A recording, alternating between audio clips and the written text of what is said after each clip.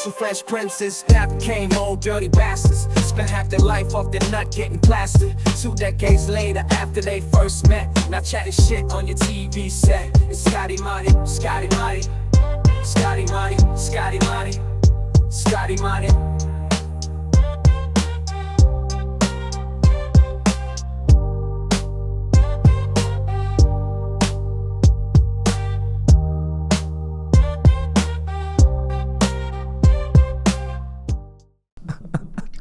Yes, he's laughing, and that's because he's just got a load of your problems to go through. Because we aren't agony uncles, despite what that says. We are anti-agony uncles. That's right. We will look at the problems you are going through. We will tear them to pieces, and we'll probably tear you a new one in the process. Hey, a problem shared is a problem chuckled at, laughed at. Laughed at. A problem shared is a problem that entertains. Yes, I like that. Yes. That could be in a Christmas cracker.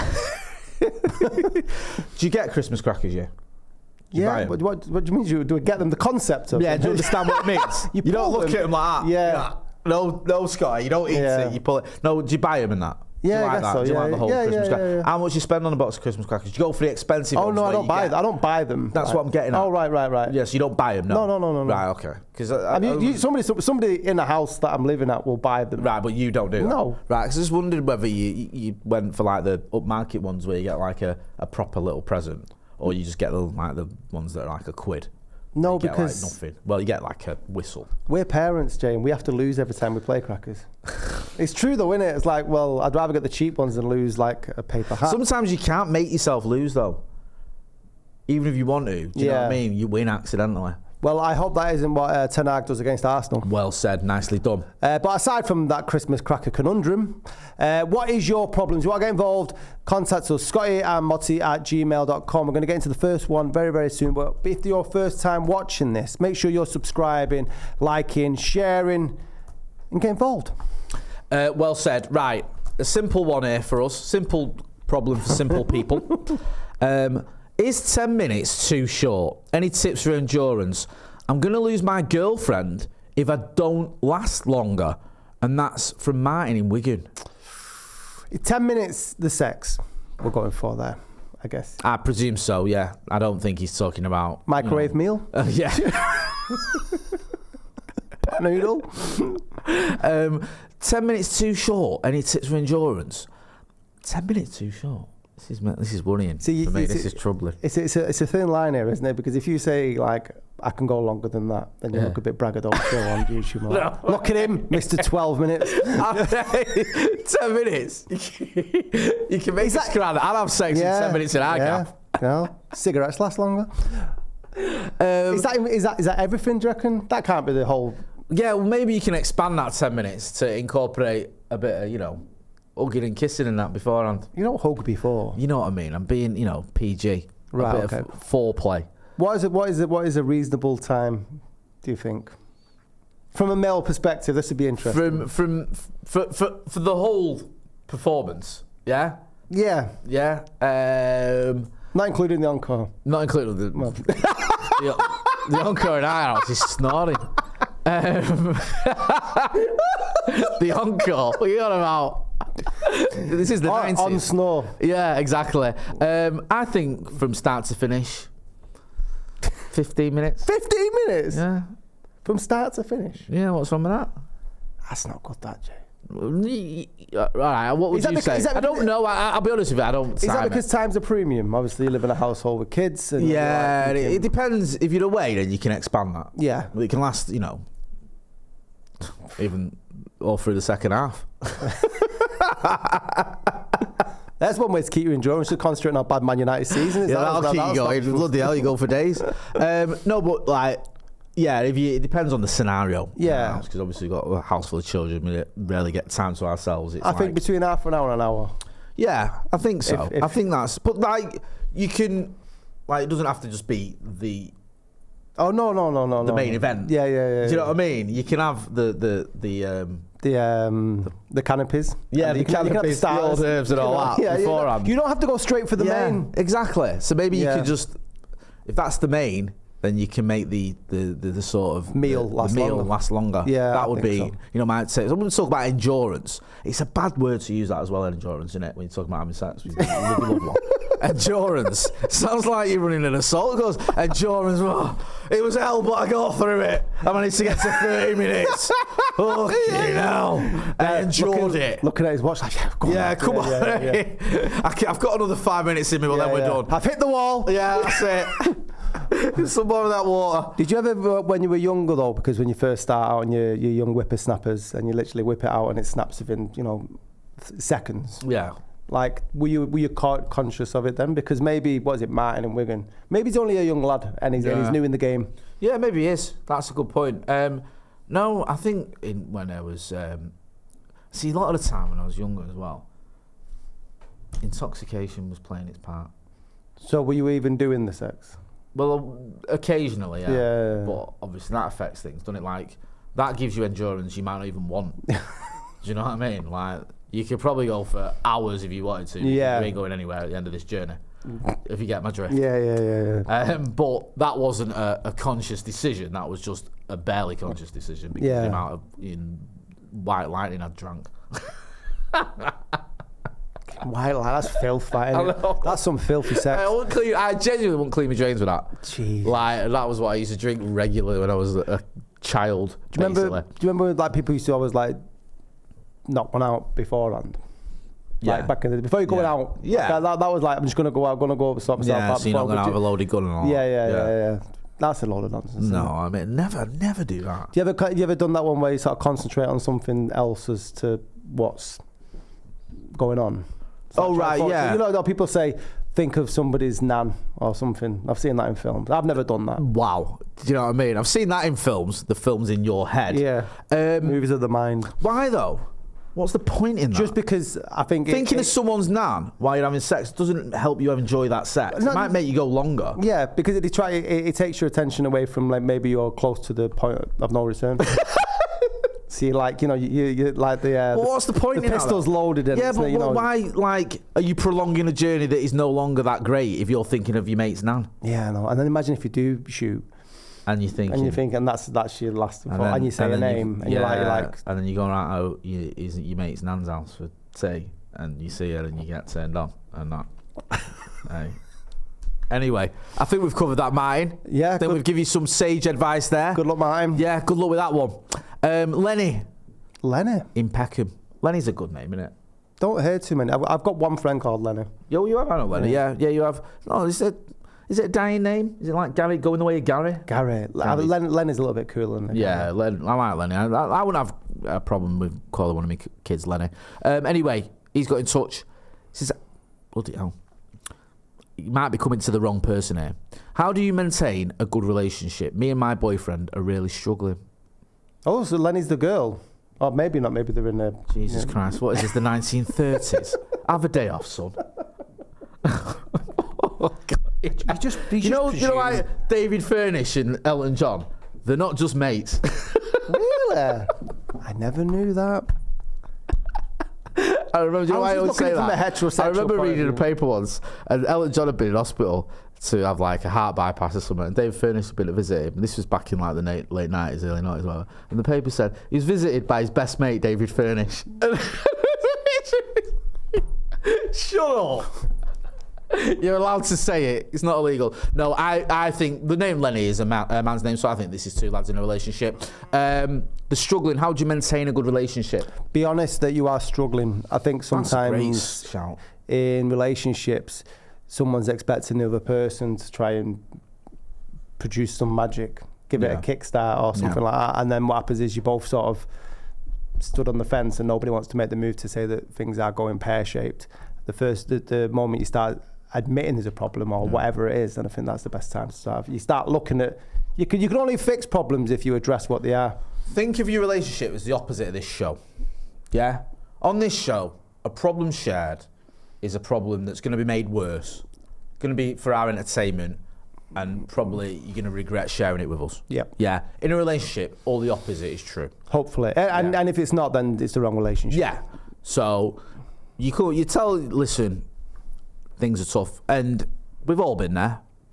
And then, you know what? If they don't appreciate you, they don't get it, and they can't help, or they don't want to try and help, then the relationship's probably done, innit? I think as well there's a massive, and I don't think this gets spoke about enough, is there's a massive societal problem. I think when you look online and you see the likes of Instagram, we talk about like how people are always body positive, but they're always like showing the abs or whatever, or the wealth and stuff. I don't think people realise that the sort of impression that they're having an amazing time as a couple when they're putting pictures up, they don't show the other side of it. So then if you're in a relationship that's having problems, you go like, why can't we be like the Joneses? Do you know what I mean? Because the outside, like, they've got everything, and it's not like that at all. No, everybody has issues. Everyone does have issues. You know what? I see a lot of people doing that where I know there's a few people that I follow, like on Instagram or on Facebook, that you just used to work with them or you went to school with them or you're not that close with them, whatever. And they'll hammer the pictures of them with their partners. Yeah. Love her so much or love him so much. And then the next thing you see is a post saying, we've split. Fucking can't believe he's done it to me or whatever. I'll never learn. Or, you know what I mean? One of them ones, and you think sometimes people over-egg it, don't they, on the whole PR front. Yeah. I think you're a bit stronger if you're taking a piss out of each other on social media. Yeah, I think so. I mean, if you're judging off my missus' social media, I mean, probably the strongest couple you'll ever meet. The fact that every single post she does is one of is about me, is me being trolled. Yeah. There you go. Start trolling each other. Trolling each other, that's when you know you're stronger than ever. This is from Percy in Maidstone. Any tips for dealing with the black dog that doesn't involve drinking or drugs, prescribed or recreational? Okay, black dog being depression. Yes, I imagine the big black dog is. Did Churchill invent that, or was it already called that? There was black dogs before Churchill. Right. Okay. Oh, I think. I don't know. I didn't know. I gave him that one. I didn't even know. Tap in there, little smart ass. Did he coin the phrase black dog when referring to his depression? I've never heard that before, that he was right. Okay. I've just heard it for to refer to. I've heard people use it when referring to his depression. Oh, right, okay. It's a good term, isn't it? But I mean, we all know what. If only we had access to some sort of information. You do that while I'll impart some words of wisdom while I've dealt with my issues of depression. Is not to, and this is the hardest thing, is to wallow in it. I think that a lot of times when we're going through that, again with the relationship issues that Lenny was talking about, is that we always think it's such an isolating place, and whatever shit you're going through, whether it's financial hell, whether it's relationship, whether it's health reasons or whatever, you always feel like it's just everything, the weight of the world is on your shoulders, and you only realise through opening up to other people that everybody else is going through similar sort of things. And I think once you realise that, it doesn't become such a lonely place when you're dealing with your depression.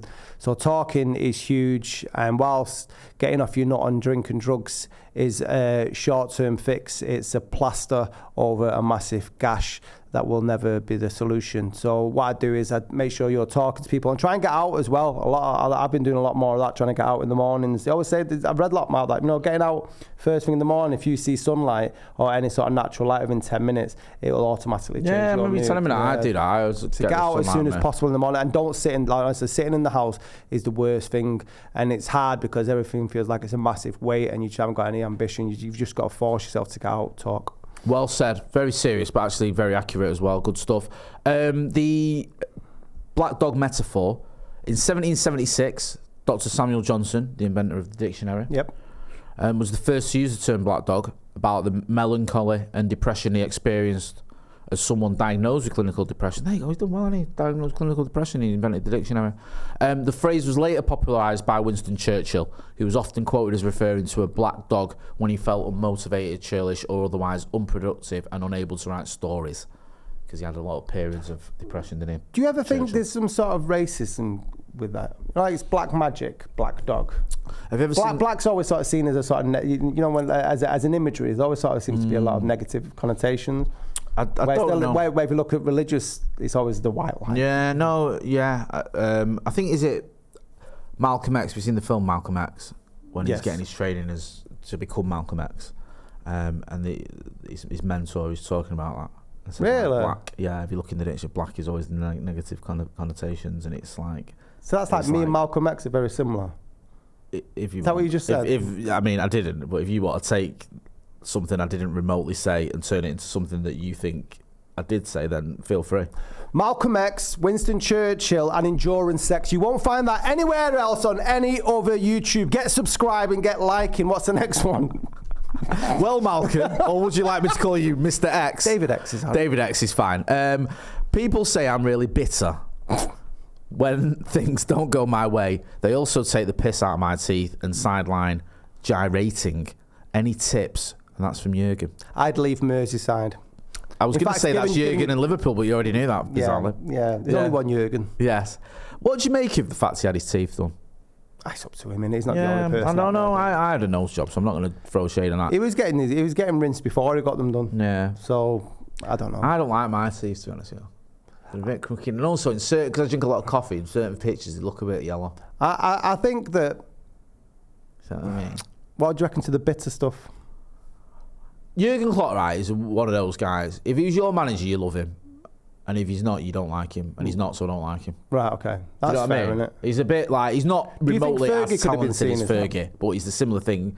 United fans absolutely loved Fergie, and he did certain things in press conferences which we'd back and we'd love, and then others would look at it and go, why has he been like that? Jurgen Klopp's the same. I still think Jurgen Klopp has got a nastier streak than Fergie had. Yes. I still think there's times with Jurgen Klopp.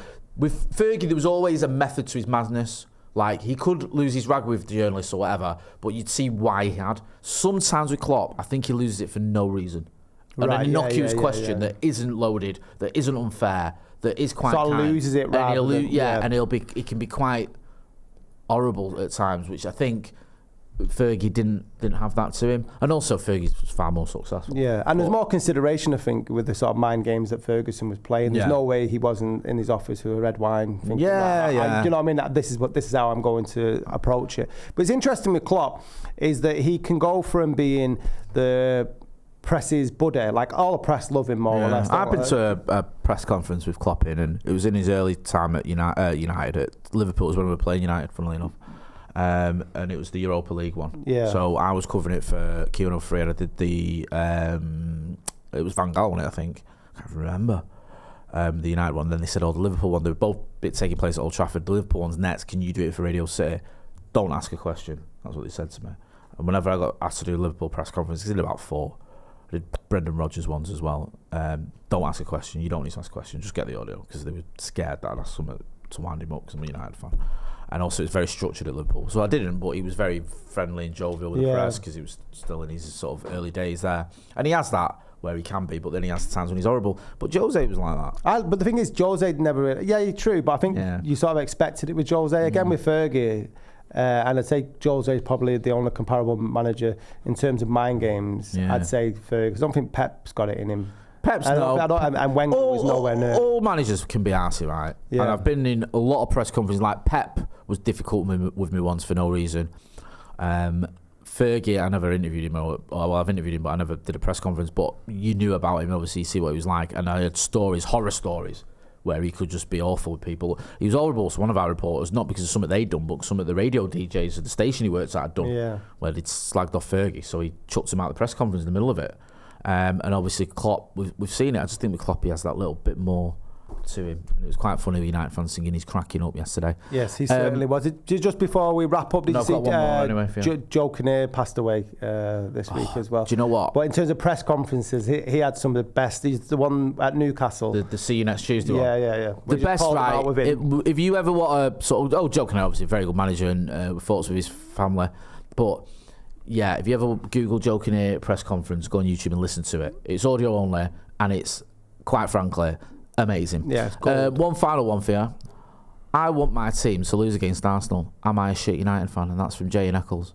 No, not at all. I think every Manchester United fan should really want Manchester United to lose against Arsenal. I mean, if you don't want them to lose against Arsenal, that sort of means that you want Liverpool to win the league or City. So what's wrong with you? Every United fan who's red through and through, you know, from the banks of the River Irwell to the shores of Sicily, we want Arsenal to beat Manchester United, so Liverpool don't win another league. I've been Scotty, that's been Motty. We've been Agony Uncles. Make sure you're liking, subscribing and getting your problems in. Scotty and Motty at gmail.com.